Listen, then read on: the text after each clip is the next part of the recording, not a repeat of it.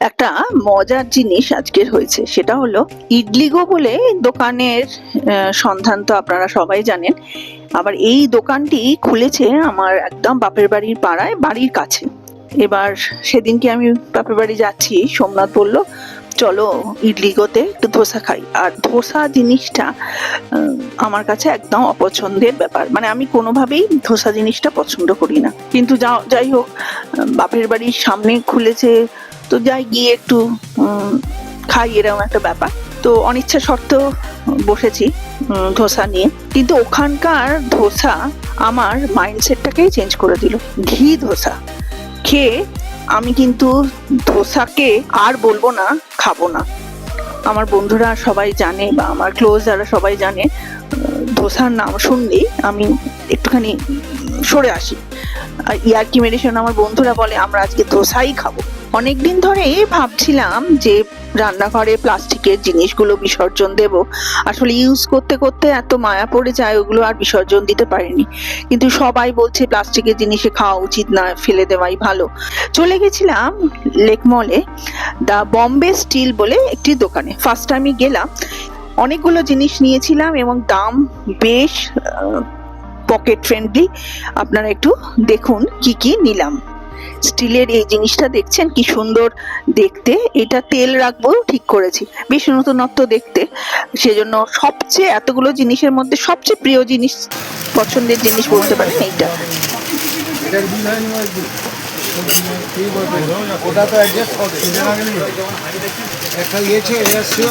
ফিরে যাবে না তো মাঝে রাস্তায় যাবে।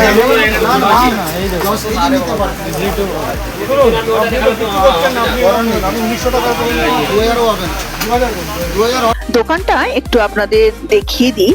বিশাল বড় দোকান, আর সবকিছু রান্নাঘরের সবকিছুই আপনারা এখানে পেয়ে যাবেন।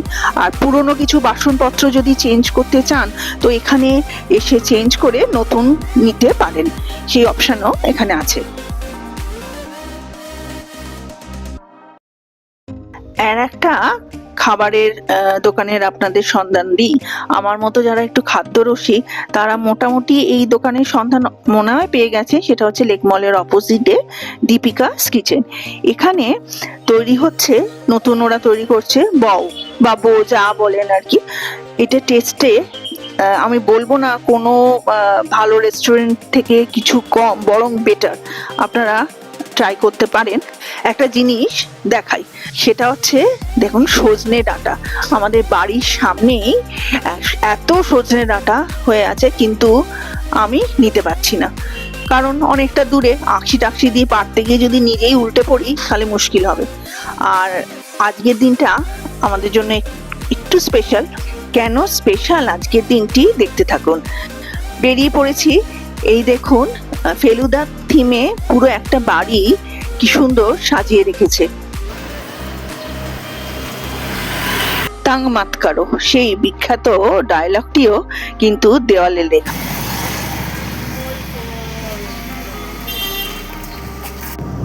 আজকে একটা বিশেষ দিন আমাদের জন্য।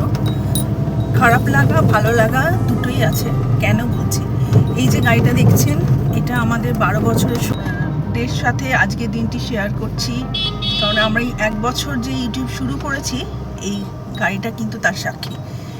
আজকে যে গাড়ির ওনার, আমি তো নই গাড়ির ওনার, গাড়ির ওনার কি বলছে একটু শুনুন।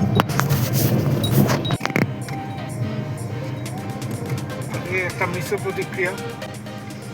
এই গাড়ি 2014 সালের জুন মাসে নেওয়া হয়েছিল, তাহলে প্রায় 12 বছরের সঙ্গী আমাদের। আর এটার বদলে যে নতুন গাড়ি আসছে সেটা একটা আনন্দের ব্যাপার। বলতে আমরা প্রথম গাড়িটা যেখান থেকে নিয়েছি সেখানে আমরা অটো হাইটেক, এটা এখন হাত বদল হয়েছে। যাই হোক, তো সেখানে এসেও আমরা দাঁড়িয়ে পড়লাম। কীরকম দেখুন টান, এখানে এসেই থামতে হলো গাড়িটাকে। খারাপ লাগাটা কিন্তু বেশ ভালোই হচ্ছে, এতটা খারাপ লাগবে বুঝতে পারিনি। আমরা আমাদের গন্তব্যস্থলে পৌঁছে গেছি, নতুন গাড়ি আমাদের জন্য ওয়েট করছে। চলুন দেখি।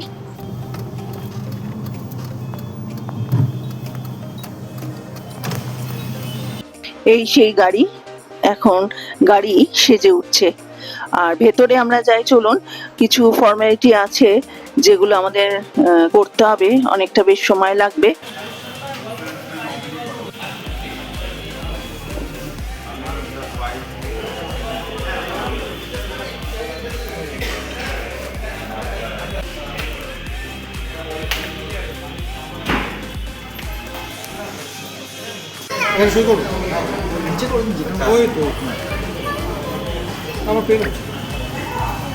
এই গাড়িটা মারুতির একটি নতুন লঞ্চ করেছে, যেটা নাকি কার অফ দ্য ইয়ার নামে খ্যাত।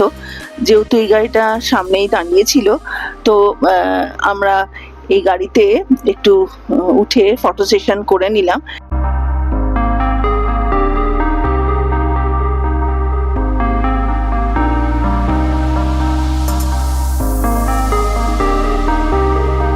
এদিকে সব ফর্মালিটিস ডান, কেক চলে এসছে, এবার কেক কাটিং পর্ব শুরু হবে।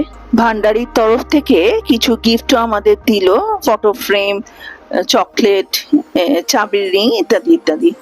নতুন গাড়ি চাবি আমরা পেয়ে গেলাম, এই সেই সন্ধিক্ষণ। নতুন গাড়িতে প্রথম ভিডিও যাচ্ছে কালীঘাটে পুজো দিতে। আগেটার মতো স্মুথ কি করে হবে? সময় লাগবে। কতদিন চালিয়েছি ওটা, আর আমাদের গানটা বন্ধই থাক। আমরা কালীঘাটে পৌঁছে গেছি। সোমনাথ পুজো দিয়ে ঠাকুরমশাইকে ডেকে আনলেন, আমি গাড়িতেই ওয়েট করছিলাম। আজ নাকি কালীঘাটে খুব ভিড় ছিল। ঠাকুরমশাই পুজো শুরু করে দিয়েছেন। রামায় নমঃ। বিশ্বকর্মা মহাভাগ এই পুজো নমঃ। কালী কালী মহাকালী কালীকে কাকুহারিণী ধর্ম অর্থ মোক্ষদায়িনী নমঃ। মনসার বনস্পতি সুদীপ্ত গন্ধাঢ্যসু মনোহর মহি ইয় নমঃ। ঠাকুরমশাই খুব সুন্দর করে পুজো করে দিলেন। এবার যখন নারকোল ফাটানোর সময় এলো, তখন বেশ একটা মজা হলো। সেই মজাটা হলো, সোমনাথ কিছুতেই নারকোলটা ফাটাতে পারলো না, এতটাই নারকোলটা শক্ত ছিল। আর তারপর আমি বললাম, আমি কি ট্রাই করব?